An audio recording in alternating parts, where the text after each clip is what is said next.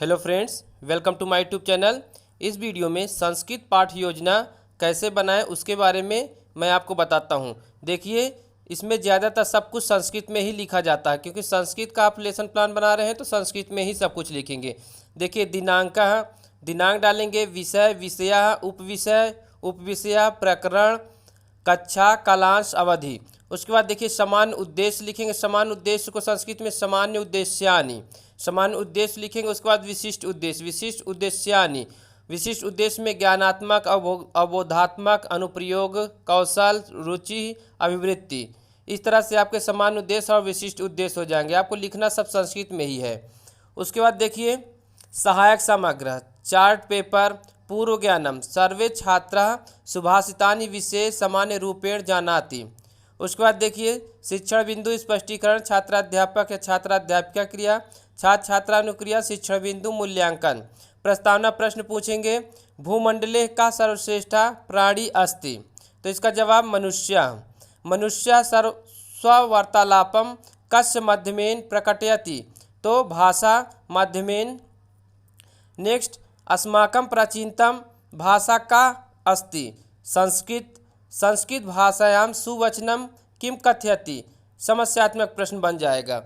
अब उसके बाद देखिए उद्देश्य कथन। उद्देश्य कथनम, अद्यम वयम सुभाषितानि विषये अध्ययनम करिष्यामः। अब उसके बाद देखिए प्रस्तुतिकरण। प्रस्तुतिकरण करना है। प्रस्तुतिकरण देखिए अध्ययन अध्यापन सुविधा अनुसारेण प्रस्तुत पाठ्यम द्वयो अन्वितो विभाज्यम अध्ययन करिष्यामः। तो ये सुविधा के अनुसार प्रथमान्विति और द्वितीयान्विति दो भाग में इसको बांटा गया है। तो पहला प्रस्तुतिकरण में पहला है प्रथमान्विति। प्रथमान्विति पढ़ेंगे, आदर्श वाचनम करेंगे।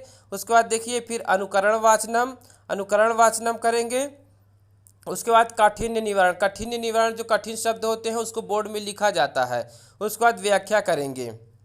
देखिए व्याख्या की गई है, ये व्याख्या स्पष्टीकरण करना है।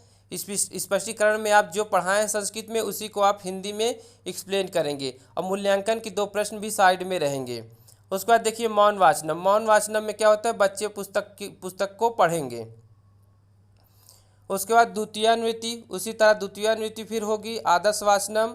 उसके बाद काठिन्य निवारण, फिर व्याख्या देंगे। जो आप द्वितीयान्विति करेंगे उसकी व्याख्या देंगे। फिर देखिए मौन वाचनम होगा तो बच्चे अध्ययन करेंगे, पुस्तक को पढ़ेंगे। फिर श्यामपट सारांश में देखिए श्यामपट सारांश में आप जो पढ़ाए हैं उसी को श्यामपट सारांश में कुछ लिख देंगे, बच्चे उसको अपनी उत्तर पुस्तिका में नोट करेंगे। उसके बाद निरीक्षण कार्य जब आप श्यामपट सारांश में लिख देंगे उसके बाद आप कक्षा में निरीक्षण करेंगे। उसके बाद पुनरावृत्ति प्रश्न में आप प्रश्न पूछेंगे बच्चों से जो पढ़ाए हैं उसी से। तो देखिए इसमें पहला है उदार चरिता नाम संपूर्णा वसुधा किम अस्ति, तो कुटुंबकम। प्रश्न नंबर 2 है सर्वत्र किम धनम अस्ति शीलम। प्रश्न नंबर 3 है कस्य भोजनम वृथा भवति तृप्तस्य। प्रश्न नंबर 4 कुत्र दृष्टि वृथा भवति समुद्रेषु। प्रश्न नंबर 5 उदार चरिता नाम अर्था किम अस्ति, उदार चरित वाले। तो आपको पुनरावृत्ति के प्रश्न 5 से कम नहीं होने चाहिए, 5 से अधिक ही आप पूछेंगे।